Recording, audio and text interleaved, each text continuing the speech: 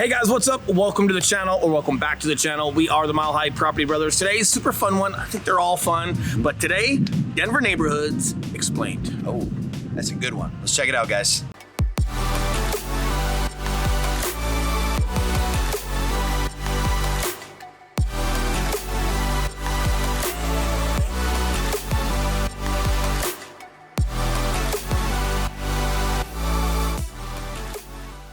What's up, guys? I'm Eli Schmidt. This is my partner, Will Grimes. And if it's your first time checking out our channel, welcome. And while you're here, make sure you hit that subscribe button and don't forget that notification bell, because every Tuesday and Thursday, we're dropping a new one of these, telling you everything there is to know about moving to Denver or living not only in Denver, the entire area. 100%. And we are licensed brokers here in the state of Colorado, which means just as much as we love making these videos, we would love more to help you with those real estate needs. So that number that's popping up below, we are the guy in charge of the phone calls, text messages, and those emails. So if there's something we can do to help you, we would love to. But with that being said, let's dive into it. And yes, you are gonna hear a couple airplanes here and there. We're outdoors, we're in the fields. We are actually at a real estate convention, could be near DIA. You guys can like throw your little polls in there as far as like where you think we might be at. Making sure that as industry leaders, we are learning and educating the best that we can, not only our realtors that are across the country on our team, but also staying ahead of just pinnacle pieces to make sure we're educating you guys appropriately with everything else that's going on. You guys have seen some of our pivot videos, some of our marketing educating videos. We just want to make sure that we're industry leaders in the right way for you guys and for our agents. But bottom line is, you might hear some airplanes. So digressing from that, let's dive into it. Let's talk about these neighborhoods. That's right. That's right. And what they entail. Now, what we're going to do in this video, we're going to go over surface level, just giving you a high level overview of bird's eye view, kind of what the neighborhoods entail and where you can find them, and then going over just a few Denver neighborhoods and really explaining the surrounding cities as well, and really how Denver and the surrounding metro area kind of works as a whole. And if you've been around for a little while and you remember like my clock analogy, that's brilliant. Brilliant. I'm excited to see how Eli uses that analogy, because as we're talking about some of these different neighborhoods and surrounding cities, I bet that clock analogy is probably gonna be a great one today. So he's probably not gonna give me credit on it. Either way, you guys all know the truth. Let's dive into it. All right, so what we're gonna do, we're gonna start off in downtown, this big notable surrounding neighborhoods from there. We're not gonna hit every single one of them. So downtown being like the center of the clock. Downtown Denver, the center of the clock. Denver. Correct, no numbers, the center of the clock. Right. Let's start off right there and then we'll kind of expand. So one of the biggest neighborhoods that you'll find close to downtown is going to be the Highlands. This is also called Low High or Lower Highlands. And there are some kind of neighboring neighborhoods around the Highlands, but let's dive into the Highlands. So the Highlands is going to be most known for a place that is very popular among young professionals. Yep. It is also one of my absolute top places for restaurants, breweries, speakeasies. It's awesome. Like, so you guys have townhome and condo living there. You also have some single family homes. You've got some dog parks down there. You've got Little Man Ice Cream. We've talked about that before. Right. One of my favorite places as well, because of the proximity it is to lower downtown and just crossing the bridge right over the highway, I-25 to be specific. Puts you right in the heart of downtown, but you've just got a blend of everything. In addition to that, you've also got just a variety, like I said, of different homes that you guys can have down there as far as like what you choose to live in. And most importantly, we're foodies. We love food. That's right. We talk about the ever-growing food community here in Colorado as a whole and just what's coming here. And one of the hottest spots for all of that coming here is definitely in the Highlands. So if you guys are foodies and you love different varieties, luxury restaurants, you've got taco trucks that show up down there, but hard to beat when it comes to food.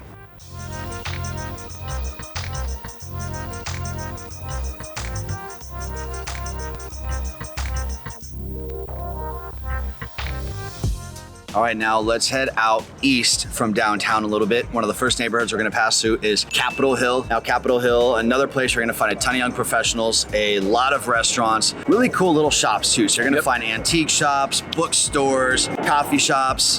The Capitol.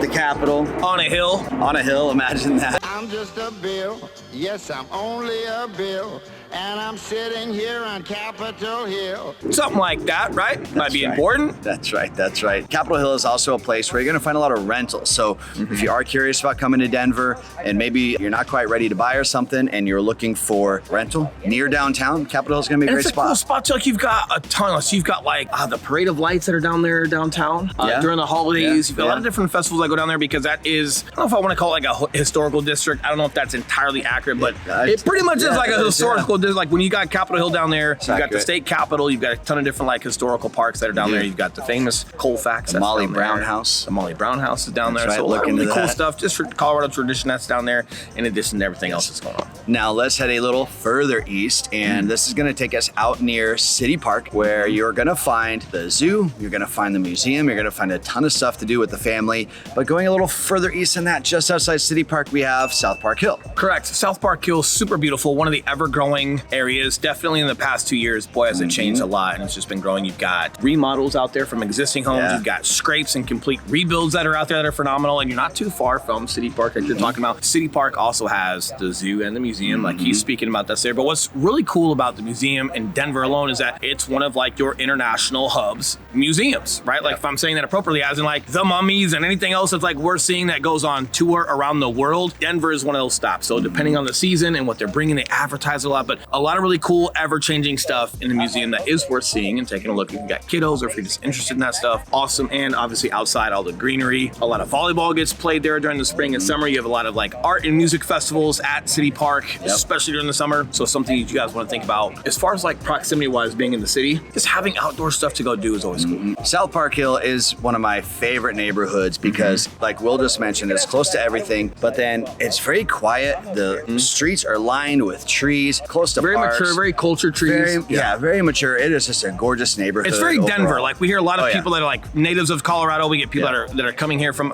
out of state. Like when they think and feel like suburbia, or like not suburbia, but like just urban, suburban, urban, Denver suburban. feel. Like when you feel South Park here, you're like, yeah. this is Denver. This is what everyone's been talking about. This is cool. Like with the trees and just different brick homes, your bungalow style homes, a lot of really cool stuff, a lot of history. But again, still a lot of modern contemporary style builds as well. Now we're gonna head down south a little bit. We've got 2 more Denver neighborhoods we want to touch on. This next one is gonna be Cherry Creek. Correct. Now, Cherry Creek is not to be confused with Cherry Creek School District, Nope. which is in Southeast Aurora and Centennial, which you hear us talk about all the time. I know it's confusing, but those are 2 very different places. Correct. And more specifically, like you guys have probably heard us talk about Cherry Creek North, like your Cherry Creek Mall, things like that. Yep. Now, Cherry Creek, we call kind of the Beverly Hills of Denver. That's where you're going to find a ton of shopping, a ton of high-end shopping, a ton of restaurants, great spots for date night, and it's a fairly small neighborhood of very, very, very high-end homes. You're looking at an entry price point of usually around $1.5 to $2 million to get in Cherry Creek North. You've got a couple golf courses that are out there, like and it's like Hamden University, Hamden and Colorado Boulevard, a lot of great areas, private protected areas, just a little bit more secluded. Our new quarterback, Russell Wilson, he lives there. Rumors are Peyton Manning's getting a house built there. A lot of really cool stuff. John Elway has a house that's there. So there is a lot of variety. It's not just that little neighborhood that they're tucked into, but definitely a little bit more seclusion out there outside of like the mall area.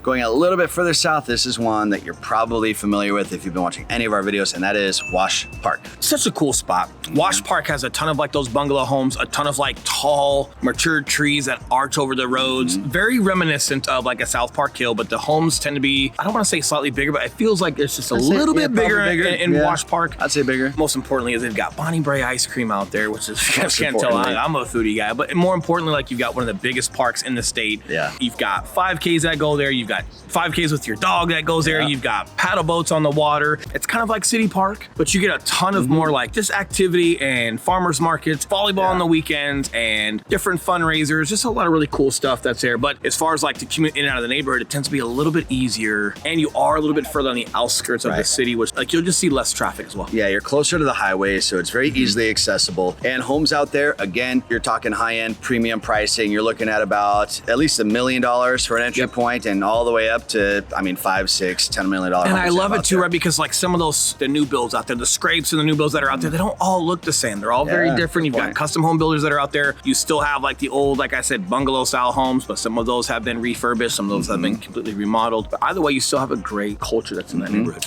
Now, let's go to the Metro Denver as a whole. We're not going to dive into each individual city, but just want to give you guys a little context as to how locals refer to Denver. What you may notice, our channel is called Living in Denver, but we're We're not just always talking about Denver. And that's because Denver really is all encompassing. You could very much live in Parker like I used to, or Castle Rock like he does. And when we're talking outsiders, we say we live in Denver. That's what people are familiar with. And that's how everyone here really associates, because everything is really within 30 to 35, maybe 40-minute radius of Denver. And there's just not any like hard borders where you feel like, oh man, I'm definitely not in Denver anymore. Like you feel like a fade, like obviously coming from downtown Denver, driving I-25 south to Castle Rock where I live, there's definitely some differences as far as like landscape, but there's not like this hard line where like you've now ventured into somewhere else, right? Like it's just not that feeling. And a lot of people that commute to the city and work are also like, they're just the people that live on the outskirts of Southeast Auroras and Denver's, the Arvadas and North Glens. Like you don't have a hardcore change of like people between, like if you had to pick people out of a lineup as far as like who lives downtown and who lives in suburbia or one of the suburbias per se, like you couldn't tell. And part of the reason for that, it's just when you're living downtown, it's a very specific type, or not even downtown, but I'll say if you're living in Denver proper. Lodo, the Highlands. Yeah, if you're living in Denver proper, including all the neighborhoods we just mentioned before, it's a very particular type of buyer. You've got to be okay with the majority of homes being built in the 1950s and 1960s. Correct. Like Will said, you do have a bunch of scrapes and new builds and stuff like that, but a lot of those homes were built in the 1950s, 1960s. In addition to that, a lot of people are coming to Colorado, they want a big yard. And if you're buying a house in Denver, the majority of those lots, like a standard lot in Denver, is about 6,000 square feet, which isn't the biggest. No. You can get a nice little backyard there, but it's definitely not going to be big. So you get a lot of people that are coming to Colorado and they're initially searching on Denver, but then they really do find that they like the surrounding suburban areas. And a lot of that just comes down to just like between public transportation or your own transportation, everything being so like heavily as far as like having vehicles. Denver's not a city that you have to live in to work out of. Like that's something else, or right? enjoy on no, it's like for example, we've talked about Southeast Aurora before, whether it's Smoky Hill Road that turns into Leedsdale, that turns into then Spear Boulevard, or taking I-25, or taking 470 to I-70, 17th, or Broadway in from I-25. Like there's so many different ways to get downtown. There's so many different ways to get out of downtown. And we are like a major city, and just a nationwide map, I guess, per se, as far as like international flights and big concerts coming here, big museum expos coming here. As far as international flight right now, it's probably an international flight right there. But as far as like, again, having to travel in and out of the city, to say that Castle Rock is only 34 minutes out of the city, 37 minutes when you've got some rush hour. If you guys were looking at the map right now to see the distance there, but that it's only 34 to 37 minutes, it just, there's a livability to Colorado, I think is what I'm trying to get at, where like you can work out of Denver, as far as downtown Denver, you can work out of Denver Tech Center, but still make those commutes pretty comfortably compared to like a lot of places in and around the country, which I think is what demands or allows a lot of folks to just have the Colorado living experience in some of these areas, but not have to stay in the city. So I think that's something that the reason why we feel like it's such a blend of everything, or everyone kind of lives in Denver, is because everyone kind of does live in Denver. It definitely feels that way.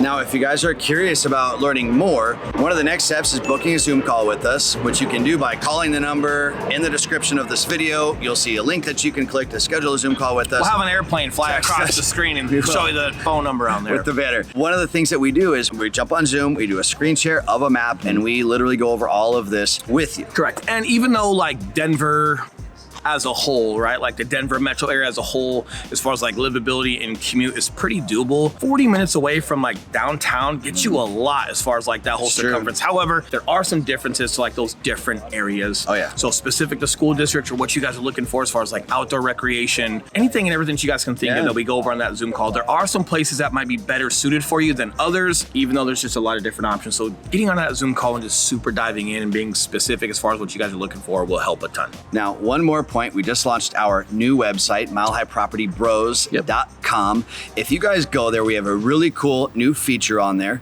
which we'll show you right now. What this is going to do, this is going to show you an interactive map, and this is going to show all the cities as a whole. Now, if you click on Denver, it can take you to Denver, and then it's even going to break down where we were cities, breaking down each individual neighborhood, showing you the borders. When you click on the individual neighborhood, it's going to tell you all the information there is to know about that neighborhood, demographics, cool restaurants, average home prices, anything you could possibly want to know about that neighborhood. What it won't show is a clock. It won't show my clock analogy. Somehow Eli snuck this website in behind my back and did not ask me as far as like incorporating that clock analogy. Apparently there's better technology than just laying a clock out there, which is all good because at the end of the day and at the end of these videos, we do get what I want, which is a reminder and the phone number popping back up that we are licensed brokers here in the state of Colorado. And just as much as we love making these videos, we would love more to help you with your real estate needs. So the number that's still there, we are the guys who answer the phone calls, text messages, and those emails. So if there's something we can do to help you guys, we would love to, but with that being said, enjoy the website, enjoy some of that technology, and we will see you guys away from airplanes on the next video very soon. See you guys.